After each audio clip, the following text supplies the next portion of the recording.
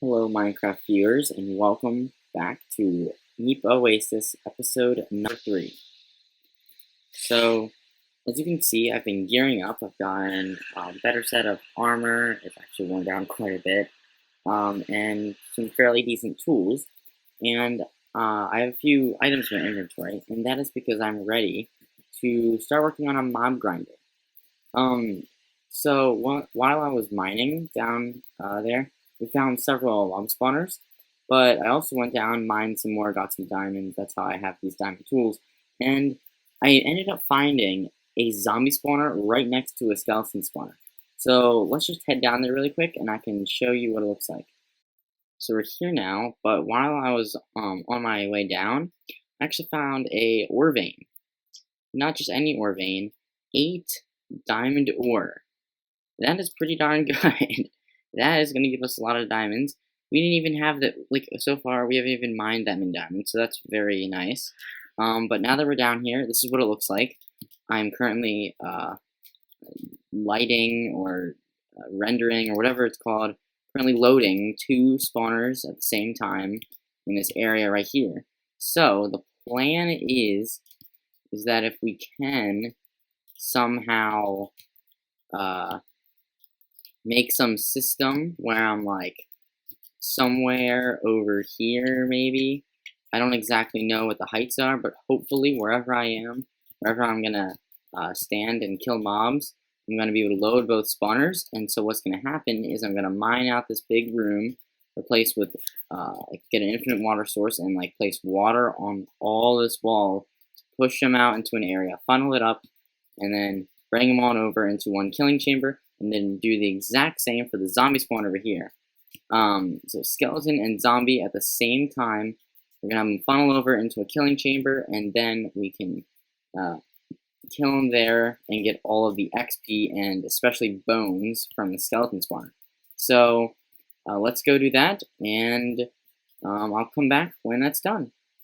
So from this, you can probably get a good idea of what we're trying to do here. It's just a big box around it, pretty much.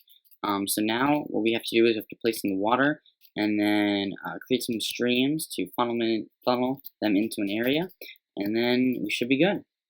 And so it is done. The farm has been completed. So let's go take a tour. So I have this little corridor going down. Okay, there's an entrance right there. You break that wall, you go into the skeleton spawner, and then back there you can just break the wall, you go into the zombie.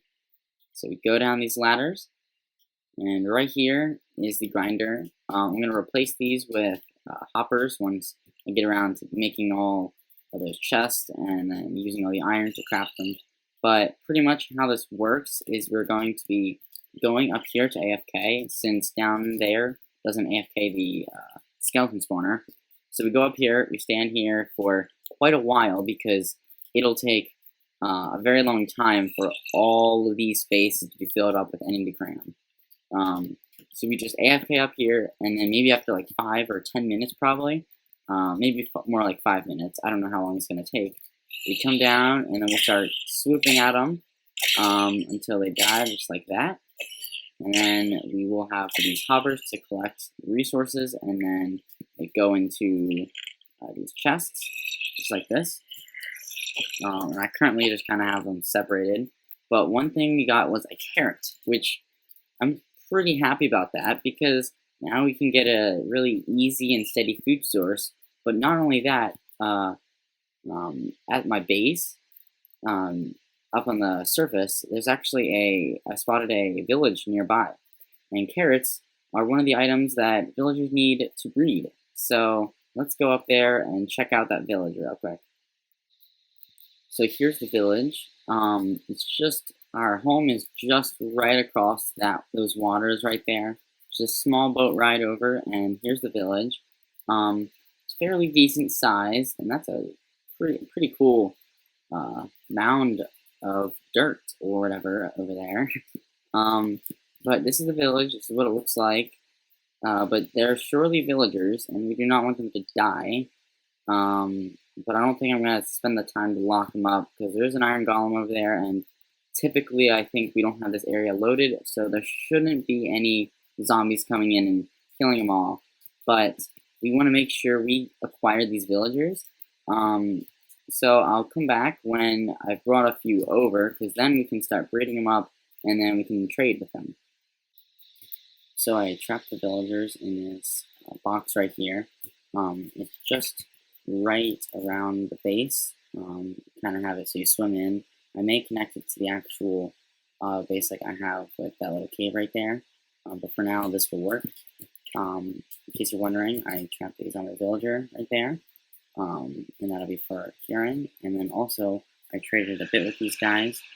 But I didn't trade very much at all with the armor, and that's because I'm going to be waiting to cure them all and get a lot cheaper prices like I will be doing with this guy.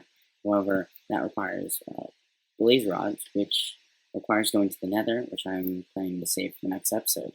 So currently, I'm just going to be working on breeding them up. I need to get more beds, which means shearing sheep.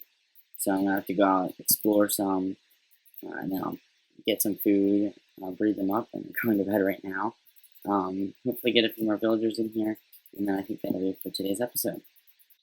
And now that I'm back, you can see that I have all these beds made, and there's a lot more villagers. You can see I have a pink bed right here, and that is because I ended up finding a pink sheep, which is pretty cool. And so I've been giving them carrots, I've been farming, and so they've been making quite a lot more villagers. So by now, I think it's honestly time for us to start getting them trades and starting to cure them with zombies. However, I'm going to be doing that in the next episode. So I guess that will wrap today's episode up. If you enjoyed the episode, please consider giving it a like or subscribing, and I'll see you in the next one. Bye.